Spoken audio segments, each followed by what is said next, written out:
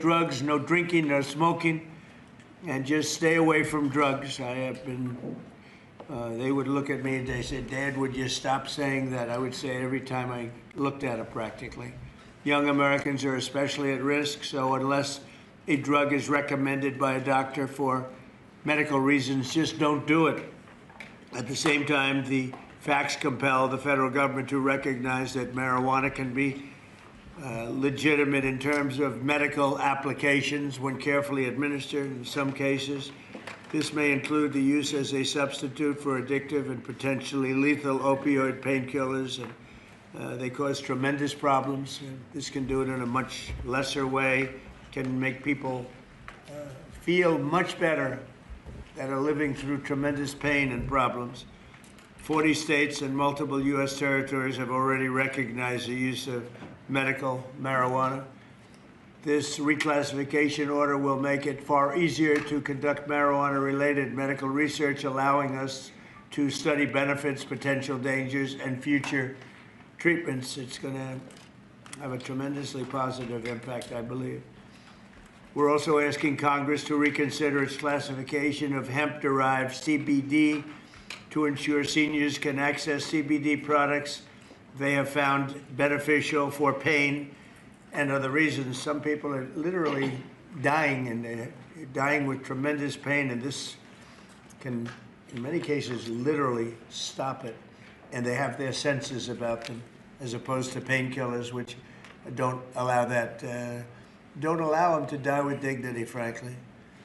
I promise to be the president of common sense, and that is exactly what we're doing. This is really something having to do with common sense. And it's something having to do with the fact that so many people that I respect ask me to do it. People that are having problems, big problems. They are having big problems with illness, with cancer in particular. I now want to ask Dr. Oz to say a few words, followed by Dr. Braun, Dr. Kassaret, Dan Wiley, and Dr. Valkow. And we'll sign the order as soon as they're complete, and we'll take some questions. Please, go ahead. Mr. President, thank you for always bravely pushing for common sense change, as you call it. So President Trump, Secretary Kennedy have been pushing for change. They're passionate in their desire to help the American people, and they have relentlessly pursued this agenda throughout this administration. This also includes a deep passion for research, gold standard research, as Secretary Kennedy also says. But there's another side to the president that often isn't reflected in media reports, and that's the deep passion he has for the people in his life. And he has called me frequently about the people who are calling him, as he alluded to, who are saying that they've got problems and they got relief from some of the solutions we're talking about today. Howard Kessler, who's standing behind me here, was a mutual friend of ours, was an early caller of the president. Many others have ever reached out as well. And Howard's been a passionate advocate for avoiding narcotics, especially in seniors, and particularly seniors suffering from cancer. And that's a population that is a very important one.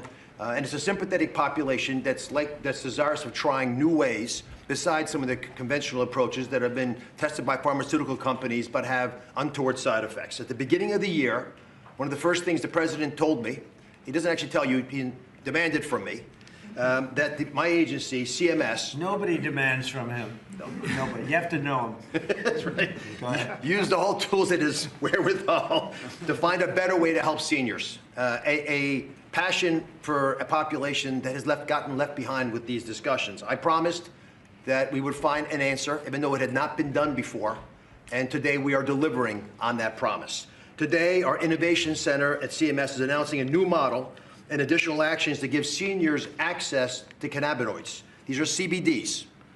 They're non-addictive, which many are already using to manage pain. There's some clinical evidence that's showing that CBDs provide relief from common conditions that affect Americans, including cancer symptoms and chronic pain and a slew of other problems that affect disproportionately seniors and our veterans. And 6 in 10 people who use the CBDs report that they improve their pain. I think all of those people are calling the president, judged on the number of calls in support of what we're doing today. And sometimes these decisions are difficult, and there's a reason this hasn't happened before. And there's a reason, Mr. President, that every president before you has whiffed on this issue. It's tough.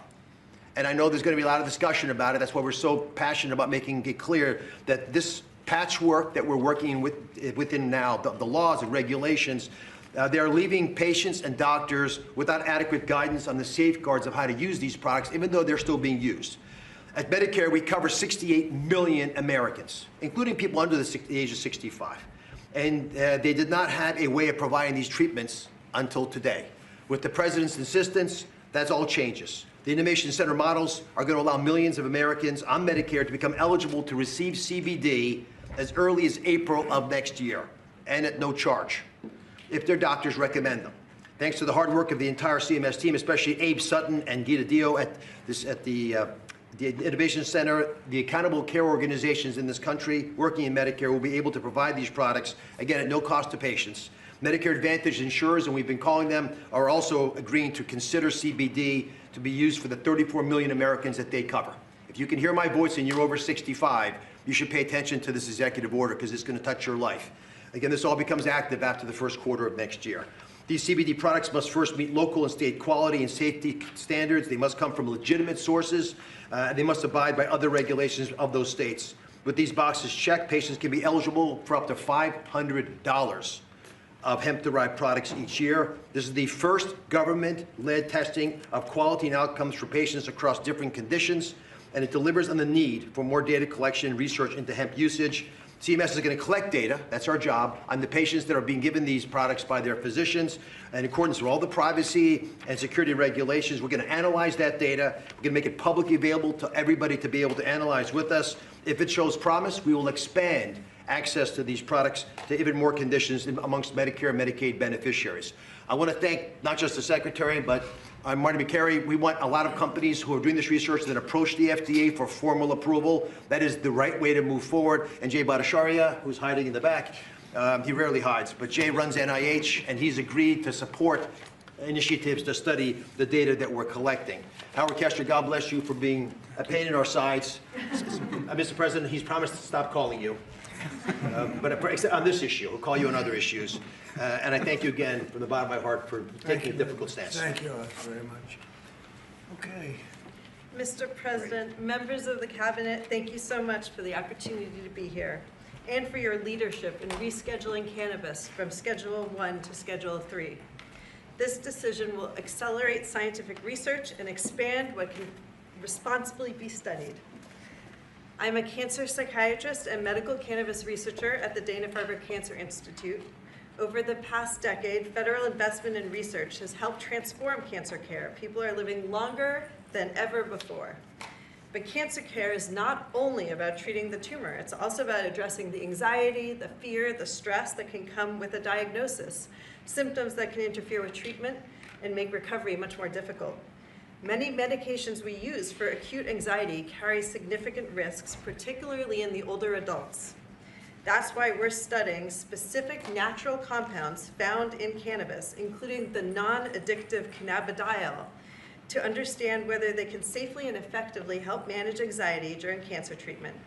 Rescheduling allows us to ask these questions rigorously about dosing, about safety, and who may benefit most. This research reflects the best of federal investment, helping people not only live longer, but live better. Thank you, Mr. President, for supporting careful, science-based research that puts patients first. Thank you. Thank you, Doctor. That's beautiful. Thank you. I'll add my vote of thanks, Mr. President. I never really thought this day would come. I met a patient about 20 years ago, a retired professor named Elizabeth, who came to my clinic. She was dying of pancreatic cancer, and she asked me then whether cannabis might help her. And I said no, because that's what I learned in medical school. She reached into her briefcase, took out a 3-inch tall stack of articles, put them down on my desk, and said, "Really, doctor? You should read these. You might learn something." And I did read those articles, every single one, and found a bunch more. And I did learn something. I learned that there actually is some medical benefit to cannabis that I had not anticipated, never heard about in medical school. Second, I learned that there was a lot we don't know. And third, I learned it's really, really, really difficult to do high-quality randomized controlled trials of a substance that's federally illegal. This rescheduling has the potential to change all of that and to rewrite the way that we do research related to cannabis in the United States in 3 ways. First of all, It'll democratize the research process so that all academic institutions can participate in research, not just elite academic medical centers. Number two, it'll give patients and researchers access to highly refined, reliable sources of cannabis rather than relying on one or two sources around the country. And last but not least, it'll let us do the sorts of large-scale randomized controlled trials that we do in oncology and cardiology. Not dozens of patients, but hundreds or thousands of patients. That's how we learn, that's how we produce valuable knowledge that's useful in guiding treatment decisions. Mr. President, without you, this never would have been possible, and my patients and I and all of our families are grateful. Thank you. Thank you, Doctor, very much. Thank you very much. Mr. President, I am Dan Wiley, National Commander of the American Legion, representing 1.5 million veterans. We are the largest veterans organization. We have 2.5 million members of our American Legion family. And I want to start by thanking you for your leadership on this issue. This issue is extremely important to the American Legion, and I want to thank you on behalf of the veterans who are going to benefit from potentially the research regarding this issue. Also want to thank you for your VA Secretary, Secretary Collins, and his work on difficult veterans issues with us this past year. The VA has worked with us on our Be the One mission, which is a mission to fight the epidemic of veteran suicide. Veterans are disproportionately affected by conditions such as PTSD, TBI, depression, and chronic pain. And with this reclassification, it will allow research to be conducted with regard to cannabis. There is anecdotal evidence that cannabis benefits these conditions, and now we'll have an opportunity to see if research does prove that it is effective. And if it is so, then it'll open up a whole new method of treatment for our veterans with regard to this particular issue.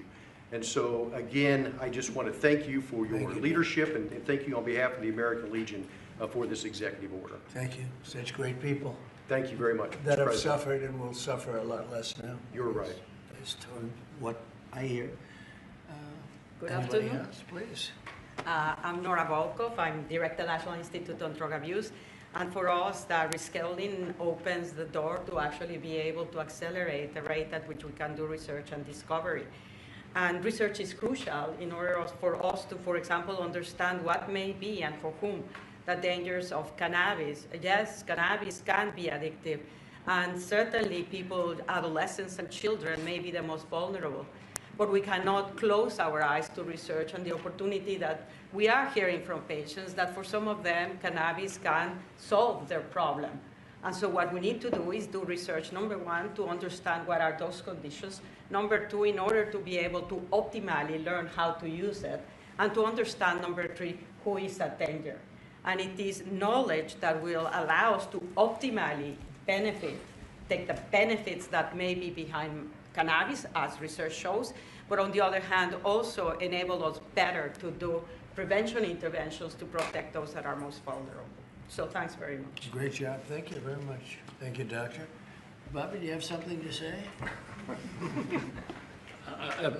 I'll just echo thank you, Mr. President. Thank you for your leadership and vision and finally getting to closure on this issue. This is a question, a scientific question, that has divided our country for many, many years. And there are valid claims on both sides. On one side, patients and physicians attest that cannabinoids and THC can have miraculous effects on chronic pain, on epilepsy, on PTSD, on chemotherapy-induced nausea. My friend Howard Kessler, without whom we wouldn't be here today, drove this change in the schedule. And he did it because of his own experience in mitigating the impacts of chemotherapy.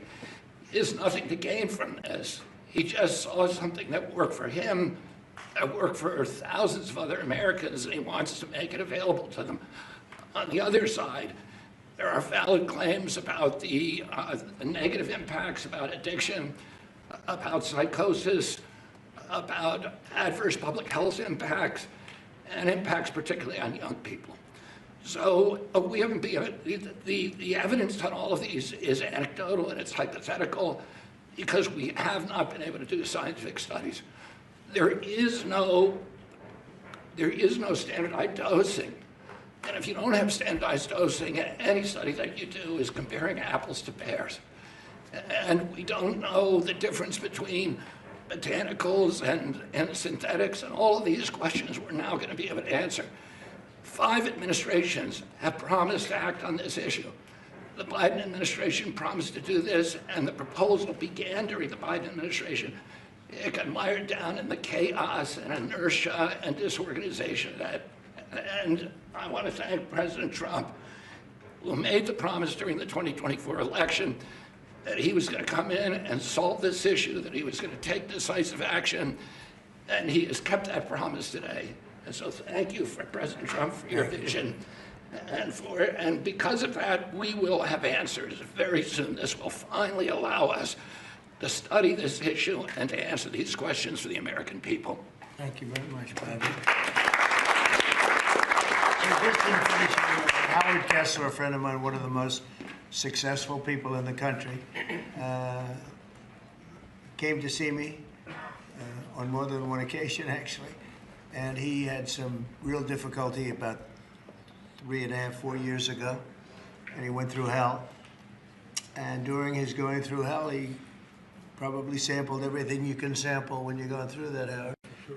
And he came to me, he said, there's been nothing like this. And we're going to have to take a good, strong look at it. And that's what he asked me to do.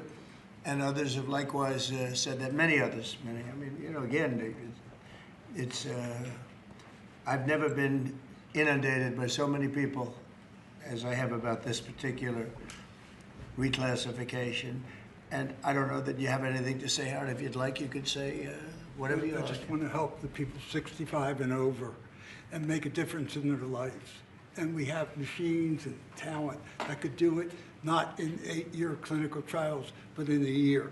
And we're going to prove that may change the world, really, in healthcare. So thank you, Mr. President. And I'm far younger than 65, so this does not pertain to me. Thank you. I don't want it, okay? I'm not going to be taking it, but a lot of people do want it. A lot of people need it, and thank you, Howard, for really opening a lot of eyes. Okay, we'll sign it. We'll take some questions from the press. You can ask the doctors some questions, and it's an honor to do this.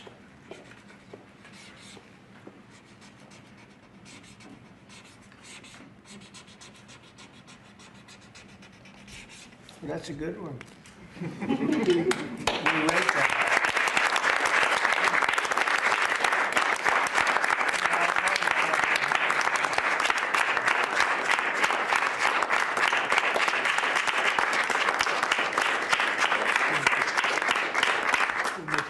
Thank you.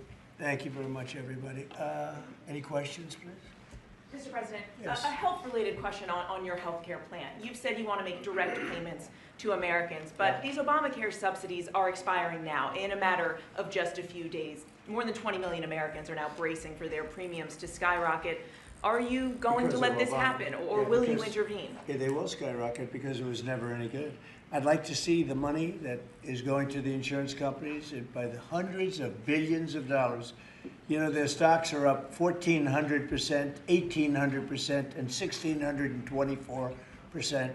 Their stocks are up through the roof over a fairly short period of time because they're getting vast amounts of money. I want that money to go to the people directly and let the people buy their own health care. And they'll get much better health care than they get with the Unaffordable Care Act, as it's known by a lot of people. It is virtually unaffordable for people.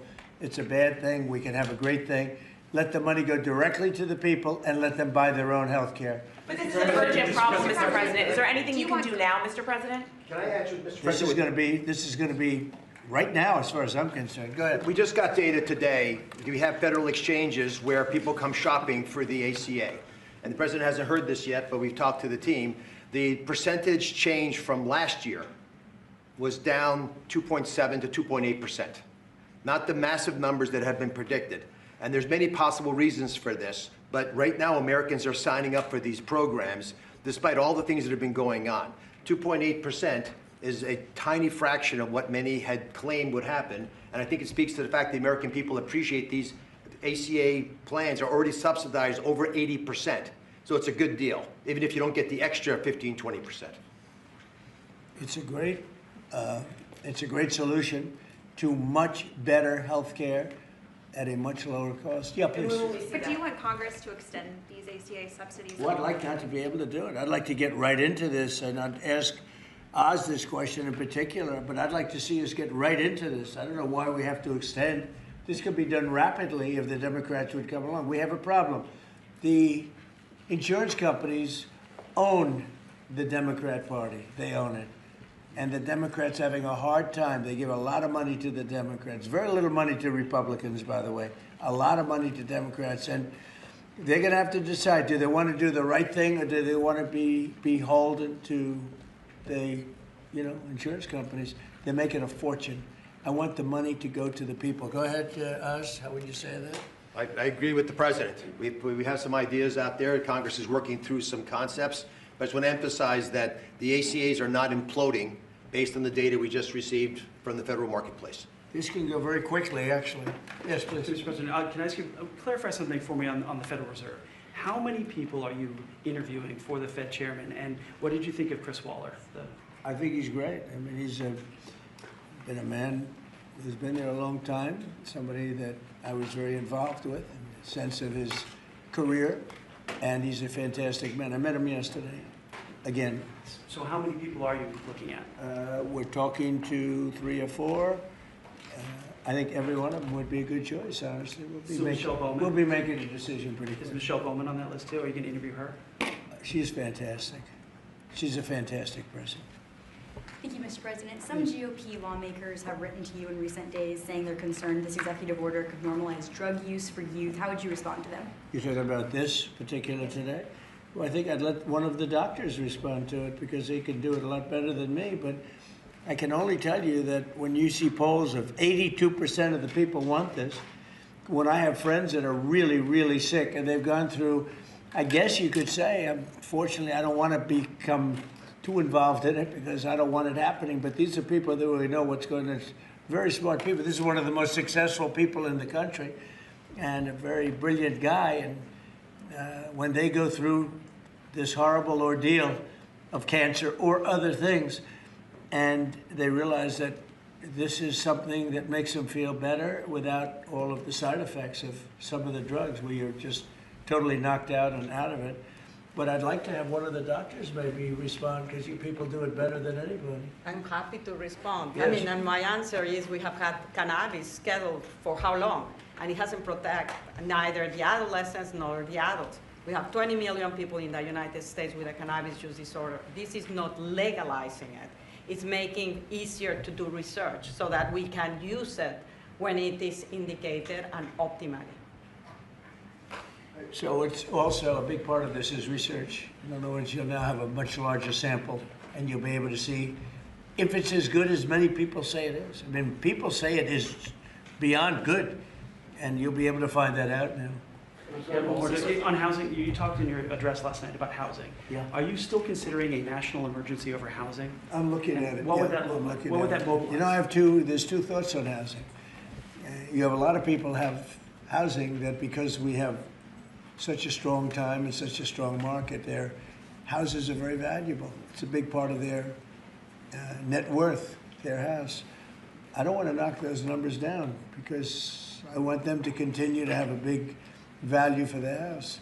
At the same time, I want to make it possible for young people out there and other people to buy housing. In a way, they're at conflict.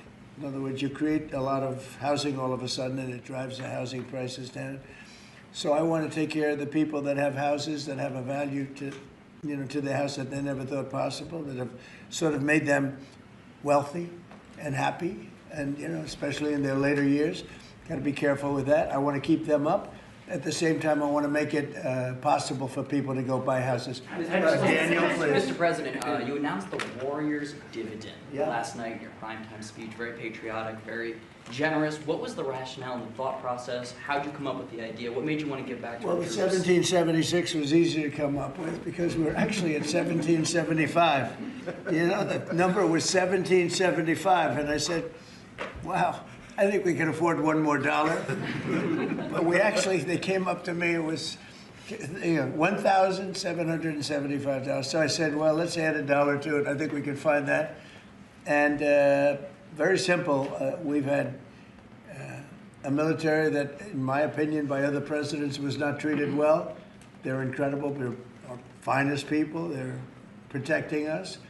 And because of tariffs, we're taking in billions and billions of dollars more than we ever have before. With no inflation, by the way. With no inflation. You saw the inflation numbers. They just came out today. What great timing. Practically no inflation. And yet we're taking in hundreds of billions of dollars. And this is small potatoes by comparison, but it's a way of taking care of our warriors, our soldiers. And I appreciate that question, Daniel. Yeah, and Caroline It was an Levitt easy just one. She just posted on X, your press secretary, that the board members of the Yeah. Kennedy Center voted unanimously to rename it the Trump Kennedy Center. What is your reaction to that? Well, I was honored by it. The board is a very distinguished board, most distinguished people in the country. And I was surprised by it, and I was honored by it. You know, we're saving the building. We saved the building. The building was in such bad shape, both physically, financially, and every other way, and now it's very solid, very strong. We have something going on television, I guess on the 23rd December. I think it's going to get very big ratings, and the Kennedy Center is really back strongly. It's in very bad shape, very, very bad shape physically. And we were also to get Congress to put up a lot of money and other people to put up a lot of money. We had a lot of donors come in for record-setting numbers, so we saved the Kennedy Center, and I was really, this was brought up by one of the very distinguished board members, and they voted on it, and there's a lot of board members, and they voted unanimously, so I was very honored by it. Thank you. Mr. President, will you be seeking any authorization from Congress for any land attacks on cartels in Venezuela?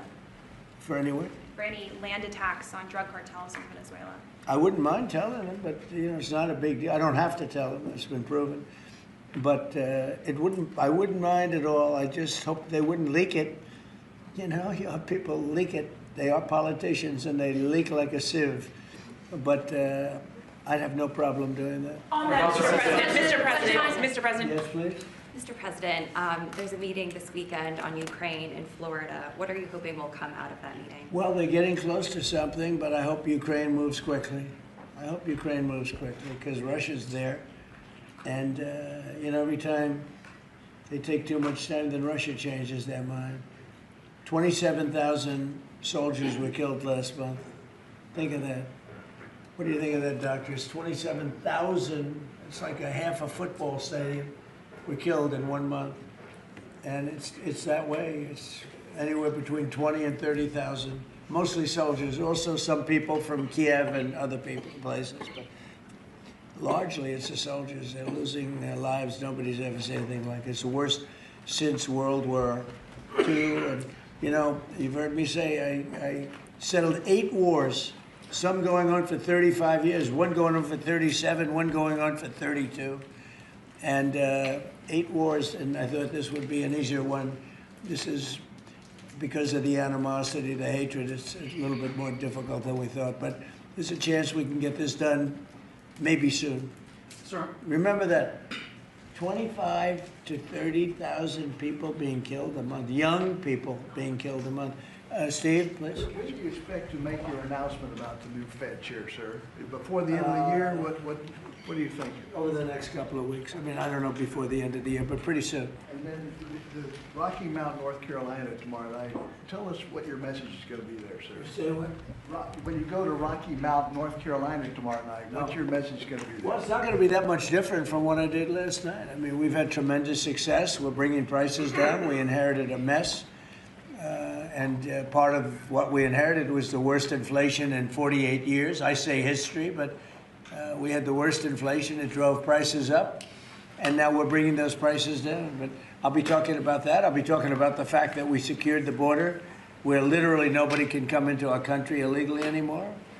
They came in from prisons and mental institutions and drug dealers and, you know, a lot of bad people from all over the world. Venezuela emptied their prisons into our country. We had Tren de Aragua, which supposedly, the doctors don't know this, it's the meanest gang of them all. Okay, doctor?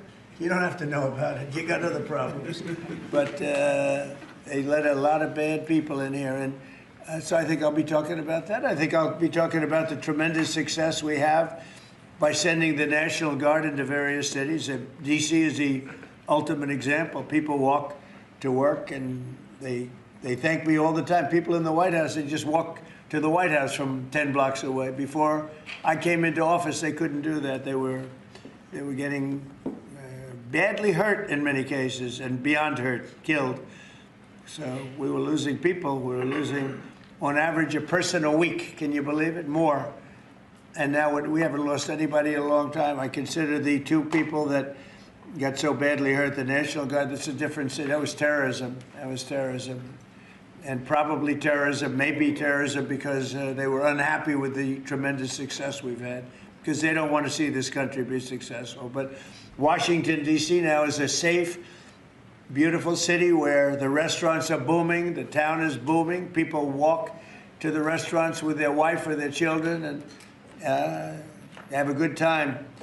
We were losing all the restaurants. We were losing our life in this. We were just, the whole heritage of Washington, D.C. was down the drain, and we brought it back. And now everybody's thrilled to be here. It's the hottest. It's a part of the hottest country anywhere in the world. We've become, in 10 months, the hottest country anywhere in the world. And I say it all the time, we were a dead country 1.5 years ago. Do you expect to meet Prime Minister Netanyahu while you're down in Palm Beach? Yeah, he would like to see me. We haven't set it up formally, but he'd like to see me.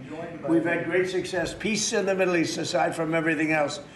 We now have peace in the Middle East. Yeah, he'll probably come to see me in Florida. The Egyptians as well? Are they coming I'd love to have him. El Sisi, he's a friend of mine.